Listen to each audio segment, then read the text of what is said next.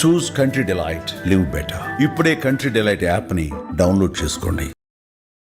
రమ్మగారి చందమామ కథ ఏదైనా చెప్పుకుందామండి. పాత చందమామ కథల్లో జయ పూర్వమట ఒక మహిష్మతి నగరం అనుకుందాం.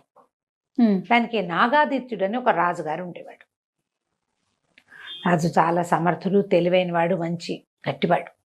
ఆయనకి రాజవతి దేవని భార్య, దేవాదిత్యుడని కుమారుడు. ఓకే. నాగాదిత్యుడికి దేవాదిత్యుడని కొడుకు. అయితే వీళ్ళకి ఆ మహిష్మతి నగరానికి చుట్టుపక్కల పెద్ద పెద్ద అడవులు ఉండేవి. ఈ రాజుకి చాలా మృగయ వినోదం ఎక్కువ, మృగయ వ్యసని. ఆయన వేటాడడం అంటే మంచి ఇష్టం. అయితే దీనికి ఏంటంటే ఒక పక్కగా డాకినీ వనం అని ఒక వనం ఉందట. పేరే ఏదోగా ఉంది కదా. ఈ డాకినీ వనంలో ఏవో తిరుగుతాయి విచిత్రాత్మలు, విచిత్ర ప్రాణులు ఉంటాయని ఆ పక్కకి ఎవ్వరూ వెళ్ళేవాళ్ళు కాదు. సాధారణంగా వేటగాళ్ళు వచ్చి ప్రభు అక్కడ కుందేలు తిరుగుతున్నాయి, అక్కడ లేలు తిరుగుతున్నాయి, ఇక్కడ పుల్లు ఉన్నాయి, అక్కడ సింహాలు వచ్చినాయి, ఏనుగులు చాలా ఇబ్బందిగా ఉన్నాయి, లేదా ఏనుగు బాగున్నాయి, వేటకి మంచి బాగుంది అని చెబితే అక్కడికి వెళ్తూ ఉండేవాడు.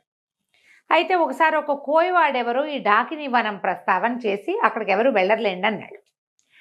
ఎవరు వెళ్ళంది ఏమిటో చూద్దామనిపించింది దీనికి. జనరల్గా అలాగే ఉంటుంది చూడు మనుషులకి. అవునండి, ఎవరు చేయండి మనం చేయాలి.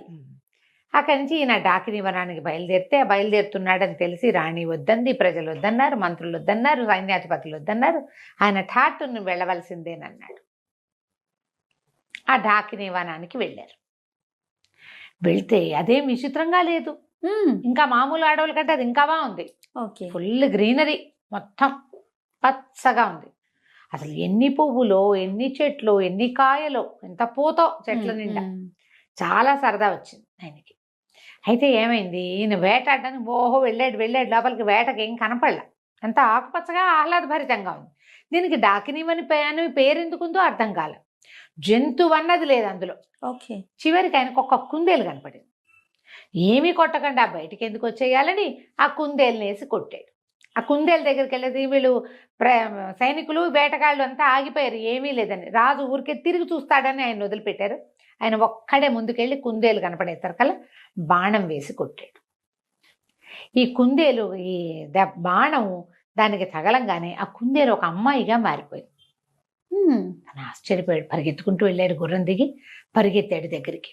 తీరా చూస్తే ఆ బాణం పట్టుకుని కూర్చునింది ఒక అమ్మాయి అక్కడ. ఎవరు ఏమిటంటే, నేను ఈ అడవిలో ఉంటాను, నాకు ఆ నచ్చిన రూపంలో తిరుగుతాను, ఈ వనం మాదేను అని చెప్పింది. చెప్తే సరే ఆయన మైమరిచిపోయాడు ఆ అమ్మాయిని చూసి. ఆవిడ ఎంత అందంగా ఉందో, నాతో రా, మా ఇంటికి రమ్మని అడిగాడు. అడిగితే సరే నన్ను వివాహం చేసుకుంటానంటే వస్తాను. బాగుంది. సురసుందరి ఆ అమ్మాయి పేరు.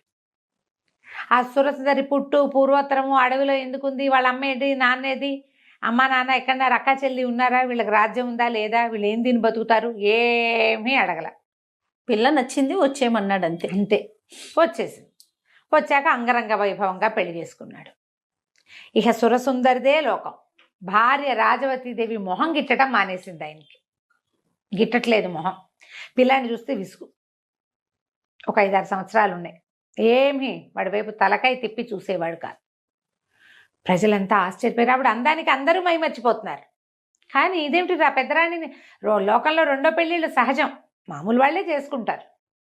రాజుగారు 2వ పెళ్లి చేసుకోవడం విచిత్రమేం కాదు. కానీ భార్యని సరిగ్గా చూసుకోకపోవడం ఉంది చూడు, అది వింతగా ఉంది. ఆయన చీదరించుకునేవాడు ఆవిడ్ని. కొన్నాళ్ళకి సురసుందరికి కూడా ఓ కొడుకు పుట్టాడు. కొడుకు పుట్టిన తర్వాత వీళ్ళంతా ఏం చెప్పుకున్నారు, ఇంకేముంది, సురసుందరి కొడుకే రాజ్యం వస్తుందంటే పెద్దరాణి గారి కొడుకు ఎందుకు ఊరుకుంటాడు. 7 ఏళ్ళ వాడు. ఇప్పుడు చిన్నపిల్లాడికి 20 ఏళ్ళు వచ్చేసరికి వాడికి పెద్దవాడికి 27 వస్తాయి. వాడు ఒప్పుకుంటాడా? ప్రజల్ని తిరుగుబాటుతాడు. అక్కడి నుంచి ఆ సురసుందరికి పుట్టేసింది, ఎలాగైనా సరే ఈ కుర్రాన్ని, అమ్మ తల్లిని ఊళ్ళో ఉండనివ్వకూడదు. వాళ్ళు ఉంటే నాకు ఉండబుద్ధి కావట్లేదు, వాడిని చూస్తే నాకు భయం వేస్తోంది అని ఈ భర్తని బాగా ఎక్కేసేసరికల్లా ఈయన ఆలోచించి ఒకరోజు దేశ బహిష్కారం విధించేశాడు. ఏ సందర్భం వచ్చినా అన్న తమ్ముడు కలిసినప్పుడల్లా ఈ తమ్ముడు ఏదో కొంటె పని చేయటం, ఆ అన్న ఓ చేయి విదిలించడం. పిల్లలు అట్లా చేస్తారు కదా. వాడు ఎంతసేపు విసిగిస్తున్నాడు అనుకో, 4 ఏళ్ల వాడు 10 ఏళ్ల వాడిని విసిగిస్తే 10 ఏళ్ల వాడు ఎందుకు ఊరుకుంటాడు, ఓ చెంపకాయ కొట్టడు, విసుకుంటాడు, విసిరేస్తాడు, వద్దంటాడు. దాంతో వాడు పోయి తండ్రికి చెప్తాడు, తల్లికి చెప్తాడు. వెంటనే ఈవిడే నా కొడుకుని బతకనిచ్చేలాగా లేడు, వీడు పెద్ద అయ్యే లోపల చంపేస్తాడు, ఈ రాజ్యం కోసం వీడు పోటీ అని వాడు భావిస్తున్నాడని పిల్లల్లో లేని ఉద్దేశాలు ఆవిడ బాగా ఎక్కేసేసి. సరే అక్కడి నుంచి ఒక వయసు పెరిగింది. పెద్ద అబ్బాయికి ఒక 20 ఏళ్ళు వచ్చినాయి, 20 ఏళ్ళు పైన వచ్చినాయి.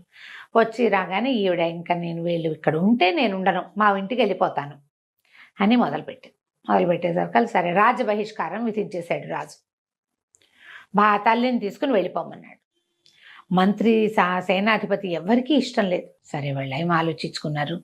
రాజ్య బహిష్కారం అంటే రాజ్యం చివరిదాకా రథం మీద తీసుకెళ్ళి రాజ్యం వెలుపల వదిలిపెట్టాలి. నేను తీసుకెళ్తానని సైన్యాధిపతి రథం ఎక్కించుకుని రాత్రి వేళ చల్లగా తన ఇంట్లో ప్రవేశపెట్టి ఇంటి లోపల బంకర్లో దాచిపెట్టాడు రాణిని, రాకుమారుని.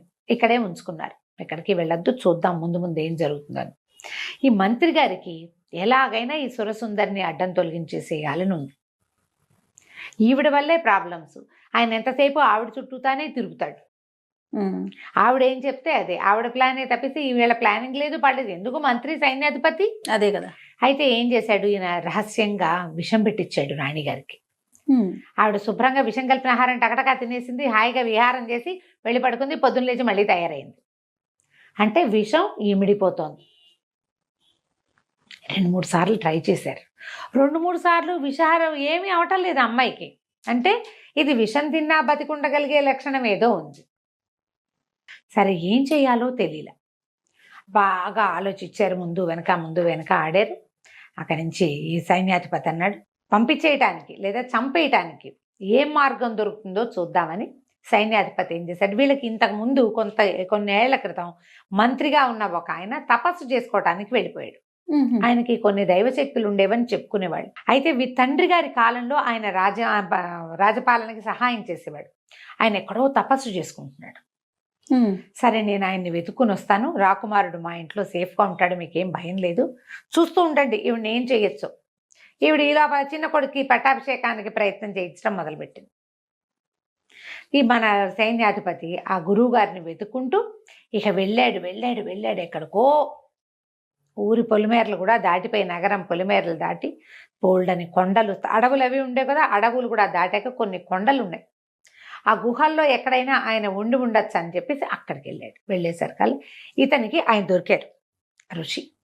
ఆయన ఎన్నేళ్ల నుంచో దాదాపుగా 30-40 సంవత్సరాల నుంచి ఆ కొండ గుహలో ఉండి తపస్సు చేసుకుంటున్నారు. ఈ సైన్యాధిపతి చిన్న పిల్లాడప్పుడు ఆయన వెళ్ళిపోయాడు. కనిపించేసరికల్లా నేను వెళ్ళి ఆయన పాదాలు పట్టుకుని, స్వామి మీరు సహాయం చేయాలి, మహిష్మతి నగరం మట్టిలో కలిసిపోయేలాగా ఉంది. ఎవరో ఒక స్త్రీని రాజు ఢాకినీ వనం నుంచి తెచ్చాడు. అప్పటి నుంచి కష్టాలు మొదలైనాయి. రాణిగారి మొహం చూడలేదు, మరి రాకుమారుడి మొహము చూడలేదు. దేశ బహిష్కారం విధించేశాడు. వాళ్ళని నేను దాచిపెట్టాను. రాణికి విషం పెట్టినా ఆవిడ చావడం లేదు. ఏం జరుగుతుందో మాకు అర్థం కావట్లేదు, నగరం విధ్వంసం అయిపోయేలాగా ఉంది. సరే అక్కడి నుంచి ఏం చేశారు, ఈయన బాగా జ్ఞాన దృష్టితోటి ఆలోచించి ఏం చెప్పాడంటే, ఆమె నిజంగా ఢాకినే రాజుని వశం చేసుకుంది మంత్రశక్తితోటి. ఆయనకి భార్య కొడుకు అక్కర్లా, మీరు ఎవరేం చెప్పినా విండు, ఆవిడేం చెప్పినా వింటాడు. అదే జరుగుతోంది. ఈ అమ్మాయి ఏ ఢాకినీ వనంలో అయితే ఈ అమ్మాయి ఇచ్చిందో ఆ ఢాకినీ వనంలో ఒక పెద్ద చెట్టు ఉంది. 12 ఊడలున్న మర్రి చెట్టు. చాలా చెట్లు ఉన్నాయి అక్కడ. 12 ఊడలున్న మర్రి చెట్టుకు వెళ్ళాలి. ఆ మర్రి చెట్టు తొర్రలో ఒక వెండి దబ్బన ఉంటుంది. ఆ దబ్బనమే ఆ అమ్మాయిని చంపగలిగే శక్తి ఉన్నది. ఢాకిని చంపగలిగేదాన్ని వాళ్ళు ఆ వనంలో దాచిపెట్టి ఢాకిన్లందరూ దాన్ని కాపలా కాసుకుంటున్నారు. ఇన్నేళ్ల నుంచి ఎవ్వరూ ఆ వనంలో ప్రవేశించాల. రాజు అందులోకి వెళ్ళాడు, ఆమెకు వశమైపోయాడు. ఆ దబ్బనం తెచ్చి కాలు మీద పాదం మీద పొడిస్తే చస్తుంది. అది ఎట్లా చేయాలి, ఎవరు చేయాలి? అక్కడి నుంచి ఇతను అన్నాడు, సరే ప్రయత్నం చేస్తా అని చెప్పి అక్కడి నుంచి బయటకు వచ్చాడు. వచ్చి ఇప్పుడు ఢాకినీ వనం వెళ్ళాలంటే మొత్తం ఈ నడిచిందంతా మళ్ళీ వెనక్కి వెళ్ళాలా. అందులోకి వెళ్తే అక్కడ ఏం ప్రాబ్లమ్స్ వస్తాయో తెలియదు. సరే వెనక్కి వచ్చి మంత్రి గారికి ఈ విషయం చెప్పి సైన్యాధిపతి స్వయంగా ఢాకినీ వనానికి వెళ్ళాడు. పగటిపూట వెళ్ళాడు. అది అమావాస్య కాకూడదు, మంగళవారం కాకూడదు, ఇట్లా మంచి రోజులు చూసుకుని అవన్నీ కొత్త కొత్త సమస్యలు వస్తాయి. మంగళవారం కాకుండా అమావాస్య కాకుండా చూసుకుని వెళ్ళాడు. వెళ్ళి ఆ బోలెడన్ని మర్రి చెట్లు వెతికి చివరికి ఆ 12 ఊడలున్న మర్రి చెట్టు త్వరలో చేయి పెడితే ఇంత పొడుగు దప్పనం దొరికింది, ఇంత వెండిది. అది పట్టుకొచ్చాడు. పట్టుకొచ్చాక సరే ఇంటికి వచ్చేసాడు. ఈ లోపల ఏమైంది, ఈవిడ తనకు విషం పెడుతున్నారు అది కానీ తెలుసుకుంది. ఆవిడ తెలుసుకుంది.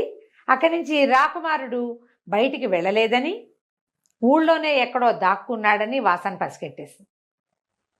అన్ని ఇళ్ళు సోదా చేయించి సైన్యాధిపతి ఇంట్లో నుంచి బయటికి తీసుకొచ్చేశారు. సైన్యాధిపతి ఇంటికి వచ్చేసరికి అలా రాకుమారుడు పట్టుబడిపోయాడు. దాంతో ఆవిడేమంది, వీడికి ఊరేయాలి, ఊరి శిక్ష, కుర్రాడికి ఊరి శిక్ష వేస్తే గానీ కుదరదు.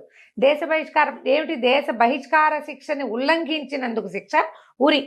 బాగుంది. దేశ బహిష్కారం వెళ్ళిపోయి ఉంటే ఏం బాగుండేది, వెళ్ళలా, ఊళ్ళోనే ఉన్నాడు. రాజుగారు వేసిన శిక్షని ఉల్లంఘించాడు కదా, ఉల్లంఘించిన వాడికి శిక్ష ఏమిటి, ఊరి. సరే ఇంకేం చేస్తారు, సైన్యాధిపతి రావాలన్నారు. సైన్యాధిపతి వచ్చాడు. ఏం చేయాలో తెలియలా, మంత్రి కాళ్ళు చేతులు ఉనికిపోతున్నాయి ఆయనకి. ఇంకేముంది, ఇక అయిపోయింది, ఊరి శిక్ష వేస్తే పిల్లాడి ఇంకా దక్కేది లేదు. రాజు ఇలా పిచ్చిగానే ఉంటాడు. ఒకవేళ రేపొద్దున ఈవిని చంపేసినా ఉత్తరాధికారి ఏడి రాజ్యానికి, అప్పుడేం చేస్తారు. సరే సైన్యాధిపతి ఆయనకి ఒక స్నేహితుడు ఉన్నాడు. ఈయన ఇంట్లో ఉంటే ఏడుస్తే రాజుగారు రాణిగారు బాధపడుతుందని ఆ స్నేహితుడి ఇంటికి పోయి అక్కడ చాలా దుఃఖించాడు. ఏం చేయాలి, ఇంత ప్రయత్నం చేశాం రాజకుమారుడిని రక్షించడానికి, చిన్నపిల్లాడు 20 ఏళ్లవాడు, ఏదో యుద్ధ విద్యలు అవి కొద్దిగా నేర్చుకున్నాడు. తండ్రి నిరాదరణ వల్ల అతను తెలివైన వాడైనా పెద్దగా ఏమీ చేయలేకపోయాడు. మేము ట్రైనింగ్ తీర్చుకుంటే రాజుగారు అబ్బాయి రాజు అవుతాడు అనేసరికల్లా ఆ స్నేహితుడు, అతను ఒక మెజిషియన్, ఏమనాలి దాన్ని, మన ఇంద్రజాలికి మంచి ఐడియాలు ఉన్నాయి. అతను అన్నాడు, ఈ సమస్య చాలా సులువుగా పరిష్కారం అవుతుంది, నేను చెప్తాను ఒక ఐడియా అని చెప్పి అతను ఒక ఐడియా ఇచ్చాడు సైన్యాధిపతి. అది వినంగానే సైన్యాధిపతి కళ్ళు తుడుచుకున్నాడు, పరిగెత్తుకుంటూ మంత్రి గారింటికి వెళ్ళాడు. ఉరి శిక్ష వేస్తామని, రేపేనని రాణిగారు స్వయంగా వచ్చి పర్యవేక్షించచ్చని చెప్పు. నా దగ్గర ఒక మంచి ఐడియా ఉంది, నా స్నేహితుడు ఇచ్చిన ఐడియా ప్రకారం ఇది వర్కౌట్ చేస్తే ఆవిడ పీడ విరగడవుతుంది. నేను దెబ్బనని తెచ్చా, దాన్ని ఏం చేయాలో ఆ రోజు చేద్దాం అనేసరికల్లా 3 రోజుల్లో ముహూర్తం పెట్టారు. యువరాజుకి ఊరి శిక్ష. కొంతమంది ప్రజలు వాళ్ళు వీళ్ళు చేరారు. సైన్యాధిపతి మంత్రి ఏమన్నారంటే, ఇట్లా పెద్ద శిక్షను ఉల్లంఘించిన వాడిని మన రాజు రాణి సమక్షంలో తీయాలి, మీరు అక్కడ నుంచుంటే ఉరిదీస్తాం మీకు మీ ముందు అంటే ఈవిడ సంతోషించింది. తనకి రాజ్యానికి అడ్డం తొలగిపోతుంది, ఈ రాజ్యం అంతా ఢాకిని హస్తగతం అయిపోతుంది, అదే కదా కావాలి. సరే ఏం చేసింది, వచ్చి ఎదురుగుండా నిలబడింది. ఈ కుర్రాన్ని ఒక గోడ వారగా నిలబెట్టారు, ఒక గోడ దగ్గర నిలబెట్టారు. సరే ఏం చేశారు, ఇట్లా పైనుంచి వేళ్లాడేది కాకుండా అట్నుంచి పోతాడు ఇట్నుంచి పోతాడు, 2 తాళ్ళు మెడకేశారు. ఓకే, 2 తాళ్ళు మెడకి వేయబడి ఉన్నాయి. అటొకడు ఇటొకడు పట్టుకుని లాగుతారు ఊరేయటానికి అనమాట. వెరైటీ శిక్ష. ఈవిడేం చేసింది, ఆ దీని దగ్గర నిలబడింది. సరే ఆ కనపడుతుంది రాజకుమారుడు 2 చేతులు వెనక్కి పెట్టుకుని ఉన్నాడు. చేతులు కట్టేసినట్టు కనపడుతుంది కానీ కట్టల, 2 చేతులు వెనకాల పెట్టుకుని నుంచున్నాడు. ఆ అబ్బాయికి అట్లా బోధించారు. సరే ఆవిడ ఇంకా దగ్గరకు వచ్చి ఆ చచ్చిపోయేటప్పుడు వాడి ముఖంలో ఉన్న ప్రేత కళ చూద్దాం అనుకుంది ఆవిడ. ఈ అటు ఇటు 2 సైనికులు నిలబడ్డారు కదా, ఈ మధ్యలో రాకుమారుని నుంచోబెట్టారు తాళ్ళేసి. ఇద్దరు చెరో పక్కన తాళ్ళు లాగారు.